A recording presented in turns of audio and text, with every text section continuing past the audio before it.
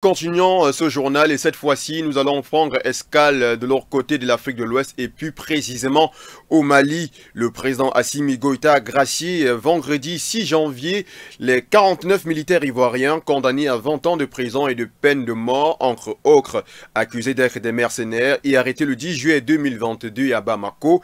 Ils sont enfin libres après d'interminables négociations entre 3 pays de la sous-région, notamment le Togo, la Côte d'Ivoire et le Mali, qui détenaient ou encore gardaient ces derniers jusqu'à date. Suivons cet élément. Son Excellence le colonel Assimi Goïta, président de la transition, chef de l'État, a accordé sa grâce avec remise totale de peine aux 49 Ivoiriens condamnés par la justice malienne.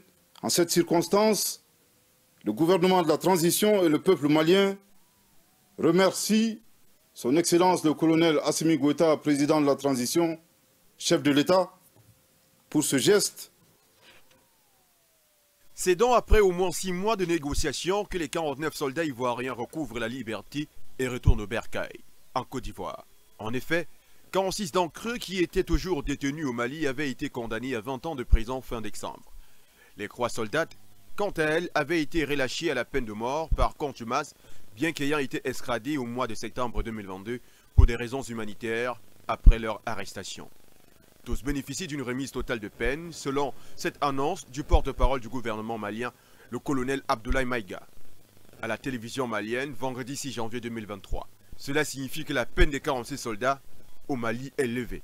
Il n'était donc pas de l'envie du gouvernement du Mali de faire périr ces derniers en prison, mais de donner une certaine leçon pour ce qui concerne les relations internationales.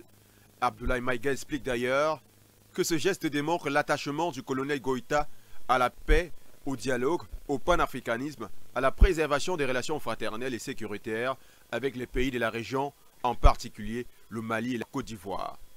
C'est une grâce présidentielle qui s'inscrit dans la dynamique créée suite à la signature à Bamako, le 22 décembre 2022, du mémorandum d'entente entre le Mali et la Côte d'Ivoire, et par la suite de reconnaître le rôle significatif joué par le Togo depuis le début de cette crise qui aura fait couler encre et salive. Le 30 décembre 2022, la cour d'assises de Bamako condamne les 46 soldats ivoiriens au Mali à 20 ans de réclusion criminelle. Ils écopent également chacun d'une amende de 2 millions de francs CFA.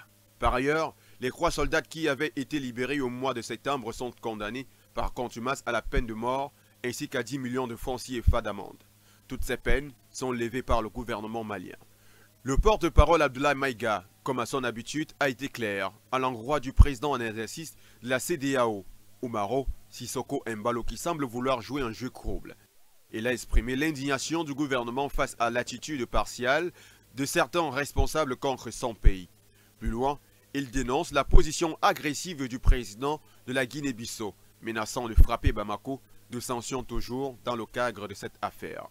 Ainsi, les autorités maliennes invitent le président de la CEDEAO à donner des ultimatums aux groupes terroristes qui constituent la plus grande menace en Afrique de l'Ouest, ainsi qu'à canaliser ses efforts dans l'éradication de la pauvreté dans la sous-région.